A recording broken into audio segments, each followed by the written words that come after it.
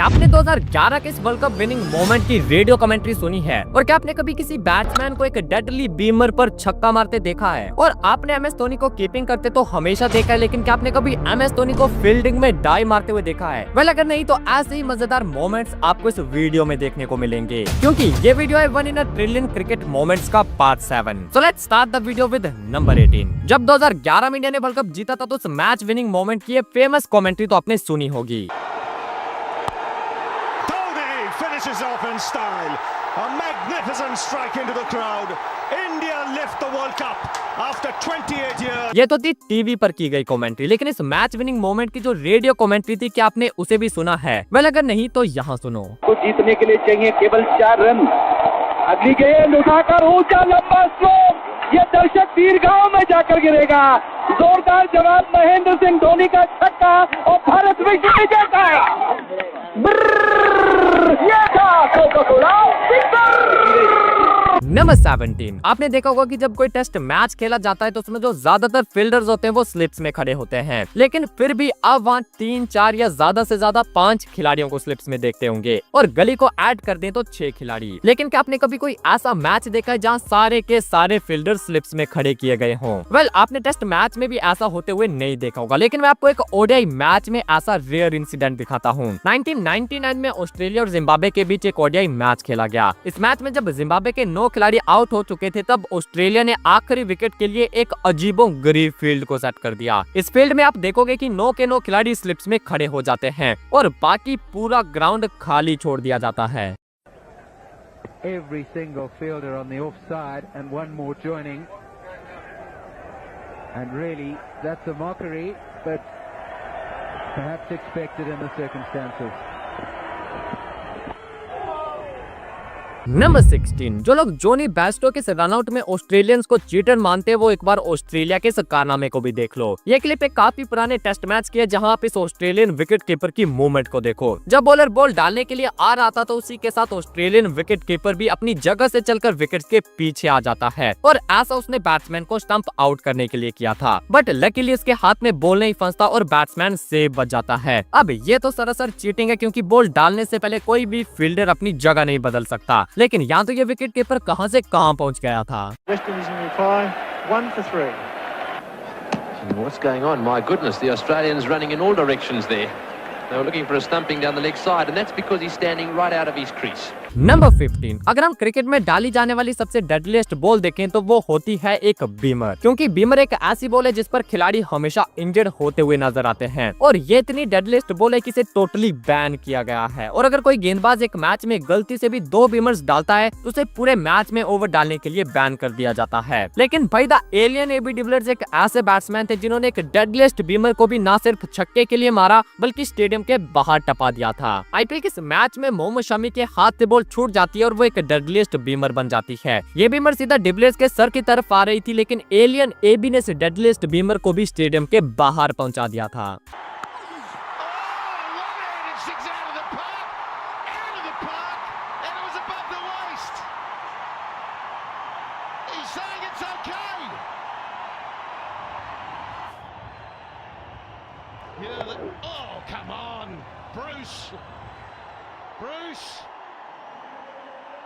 Number 14। आपने इस तरह के कई सारे इंसिडेंट्स देखे होंगे जिसमें बॉल जो है वो विकेट्स को छूकर चला जाता है, लेकिन जो बेल्स है वो गिरती नहीं। अब ये तो काफी कॉमन सा हो गया, लेकिन ऐसे एक मोमेंट है जो कि काफी ज्यादा रेयर है। ये बैट्समैन इस बॉल को जोर से कट करता है, लेकिन बॉल उसके बैट की इनर एज लेकर सीधा उसके डंडे पर जा लगता है। अब यहाँ से आप देखा जा सकता है कि जो ऑफ स्टंप है वो इस इम्पैक्ट के बाद कितना टेढ़ा हो गया, लेकिन भाई जो बेल थी वो नीचे गिरने के बजाय बिल्कुल सेंटर में जाकर खुद को बैलेंस कर लेती है। और भाई यहाँ बैट्समैन का जो लक था उसे देखकर मुझे नवाजुद्दीन सिद्दीकी का ये वाला डायलॉग याद आता है, मौत को छू के टक से वापस आ सकता हूँ।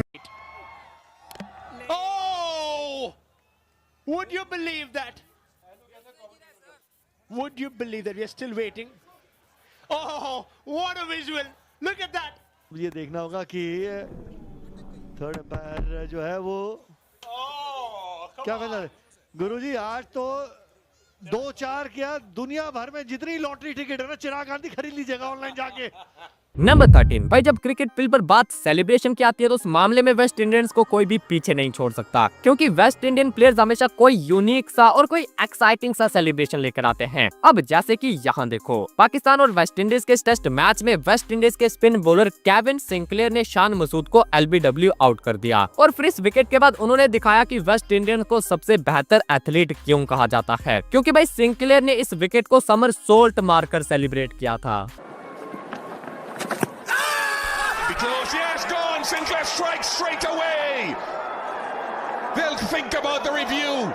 Oh, yes, just a somersault. Health and safety will be looking at that. Number 12, अगर पिछली वाली सेलिब्रेशन का लेवल 1 था तो इस वाली सेलिब्रेशन का लेवल 100 है। अगेन ये सेलिब्रेशन भी वेस्ट इंडीज की है। साल 1993 में वेस्ट इंडीज ने ऑस्ट्रेलिया में जाकर 5 मैचेस की टेस्ट सीरीज को 2-1 से जीत लिया था और इस जीत में वेस्ट इंडीज के कर्टली एम्ब्रोज का सबसे इम्पोर्टेंट रोल था, जिन्होंने 10 पारियों में ऑस्ट्रेलिया की 33 विकेट्स ली थी और अपने इस परफॉर्मेंस के चलते वो प्लेयर ऑफ द सीरीज चुने गए थे और इसके लिए उन्हें ये जीप अवार्ड में दी गई थी। एंड कर्टली एम्ब्रोज ने कंगारुओं की हार पर और ज्यादा नमक छिड़कने के लिए अपनी इस जीप में पूरी टीम को लादकर पर्थ के ग्राउंड में खूब चक्कर काटे और अपनी इस जीत को कंगारुओं के सामने सेलिब्रेट किया। नंबर 11, किसी भी मैच में बैट्समैन ने तो हेलमेट पहना ही होता है। बैट्समैन के अलावा विकेट कीपर और कई फील्डर्स भी हेलमेट पहन लेते हैं और यहाँ तक कि आपने कई बार अंपायर्स तक को हेलमेट पहने देखा होगा, लेकिन क्या आपने कभी किसी बॉलर को हेलमेट पहने देखा है? वेल, ऐसा ही कुछ हुआ था साल 2017 में, जब न्यूजीलैंड की एक लोकल लीग में वॉरेन बार्न्स नाम का ये फास्ट बॉलर बॉलिंग करने आता है और इसने अपने मुंह पर एक खास तरह का हेलमेट पहना था जो कि इसने खुद से डिजाइन करवाया था और इस हेलमेट को पहनने का रीजन था कि जब ये बॉलर बॉल डालता था तो फॉलो थ्रू में इसका जो सर था वो नीचे गिर जाता था और कई बार ऐसा हो चुका है कि जब बैट्समैन ने सीधा शॉट मारा और बॉल सीधा बॉलर के सर पर जाकर लगा हो। बस ऐसा ही कोई एक्सीडेंट इनके साथ ना हो, इसलिए इस बॉलर ने अपने लिए पहले से तैयारी करके रखी थी। नंबर 10, जब भी कोई बैटर स्टैंड्स में छक्का मारता है तो वहाँ आपने फैंस को कैच करते तो देखा है। अब इसमें तो कोई रेयर बात नहीं है, लेकिन ये वाला जो कैच था भाई ये काफी ज्यादा रेयर है,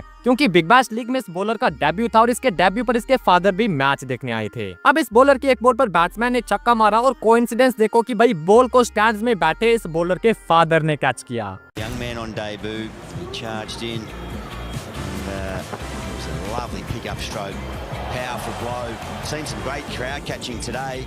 Look at that. It throws it back. That man there is Liam Haskett's dad. Number 9, भाई जो रूट ने पाकिस्तान में जाकर उनके अगेंस्ट इतने ज्यादा रन मारे कि वो अब थक चुके हैं और ऐसा मैं क्यों कह रहा हूँ वो आप इस वीडियो क्लिप को देखने के बाद समझ आओगे। पाकिस्तान के अगेंस्ट इस टेस्ट मैच में जो रूट 50 मारकर खेल रहे थे और तभी वो अपना ओरिजिनल राइट हैंड स्टांस छोड़कर लेफ्ट हैंड से बैटिंग करना शुरू कर देते हैं। I reckon Root's going to bat left-handed here. In fact, yeah. Joe Root is batting left-handed. And has been put down. And that is remarkable what I've just seen there. Joe Root hasn't even bothered changing sides. Number 8, Spiderman Rishabh Pant को आपने कई बार ground में गुलाटियां मारते देखा होगा, लेकिन आज मैं आपको एक और ऐसा इंडियन विकेट कीपर दिखाता हूं जो कि ऋषभ पंत की तरह ही कारनामे किया करते थे। ये हैं इंडिया के विकेट कीपर सैयद किरमानी, जो कि 1983 वर्ल्ड कप विनिंग टीम के मेंबर थे और इस वीडियो में आप देखोगे कि किरमानी साहब भी ग्राउंड में ऋषभ पंत की तरह ही कारनामे किया करते थे। इस वीडियो में फील्डर ने विकेट कीपर की तरफ बॉल को फेंका और विकेट कीपर सैयद किरमानी ने हैंड स्टैंड कार्टव्हील करते हुए इस बॉल को पकड़ा।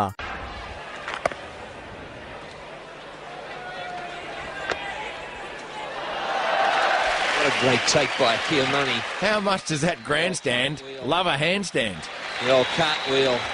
And have a look at this. I like it. Number 7, थाला फॉर ए रीजन। और भाई आप सब MS धोनी की फिटनेस के बारे में तो काफी अच्छे से जानते होंगे। धोनी को स्टंप्स के बीच भागते हुए सबसे फास्ट माना जाता था, तभी तो वो सिंगल्स को डबल में और डबल को ट्रिपल में इजीली कन्वर्ट कर लेते थे। और MS धोनी की इसी फिटनेस को एक बार चैलेंज किया था नौजवान हार्दिक पांड्या ने। MS धोनी की एज 36 थी और हार्दिक पांड्या की सिर्फ 24 और हार्दिक ने धोनी को चैलेंज करा एक स्प्रिंट के लिए और इस स्प्रिंट में भी धोनी ने हार्दिक को आसानी से पछाड़ दिया था।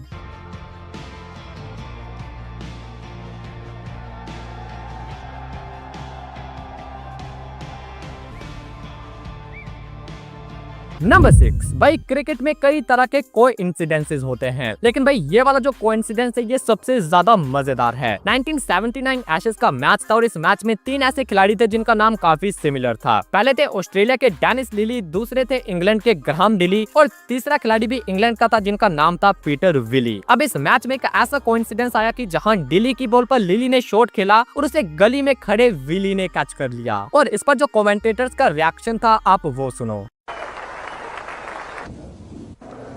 Out. Lily is gone. Caught. Well, we've had it. Lily caught Willie Boldilly for the first time of the season. Number 5, अब हम एक ऐसा मोमेंट देखेंगे जो कि भाई प्योर गली क्रिकेट मोमेंट है। गली क्रिकेट में आपने देखा होगा कि कई बार बॉल जो है वो झाड़ियों में खो जाता है और फिर मैच को रोककर सभी लोग उस बॉल को ढूंढने में लग जाते हैं। ठीक ऐसे ही कुछ ऑस्ट्रेलिया की शील्ड क्रिकेट में भी देखा गया, जो कि रणजी ट्रॉफी की तरह वहाँ का एक जाना माना टूर्नामेंट है। नेदरलैंड भी इस टूर्नामेंट में खेल रहे थे और इस मोमेंट पर उन्हें झाड़ियों में जाकर बॉल को ढूंढना पड़ता है। लिटरली भाई जैसा गली क्रिकेट में होता है ठीक उसी तरह ये खिलाड़ी भी झाड़ियों में जाकर बॉल ढूंढते हैं। How good's make a doco out of that somewhere. He's got his hands in his pockets, so he's keeping the money makers safe. There we go. No, what's he found? He's found a 10-0. He's found a white one. He's found a white one. So he went for the one day or the other day.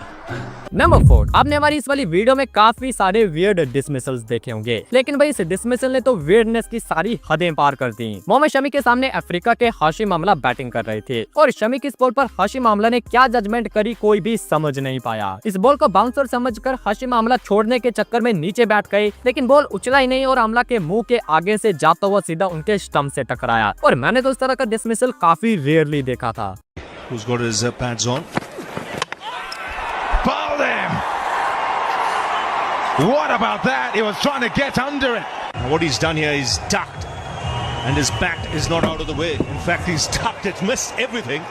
Number 3, अक्सर जब भी movie या गाने में कोई dance step आता है तो उसमें सभी लोगों को अपनी सिंक्रोनाइजेशन के लिए अपने स्टेप्स की टाइमिंग मैच करनी होती है, क्योंकि जब टाइमिंग मैच होती है तभी वो डांस स्टेप क्लीन नजर आता है। अब भाई मैं आपको एक ऐसी वीडियो क्लिप दिखाऊंगा जो कि फ्री स्टाइल सिंक्रोनाइज्ड है, यानी कि आप बिना कोई प्रैक्टिस के ही टाइमिंग मैच हो गई थी। पाकिस्तान और वेस्ट इंडीज का मैच था जिसमें वेस्ट इंडीज के इस बैटर ने ये शॉट खेला और बॉल बाउंड्री की तरफ चला गया। अब बॉल के पीछे पाकिस्तान के 2 खिलाड़ी भागे, एक थे शाहिद अफरीदी और दूसरे थे उमर गुल। और भाई पता नहीं कैसे इस बॉल को पकड़ने के लिए ये दोनों खिलाड़ी एक परफेक्ट टाइमिंग पर स्लाइड करते हैं और इनकी स्लाइड की सिंक्रोनाइजेशन इतनी गजब थी कि भाई आप खुद देख लो।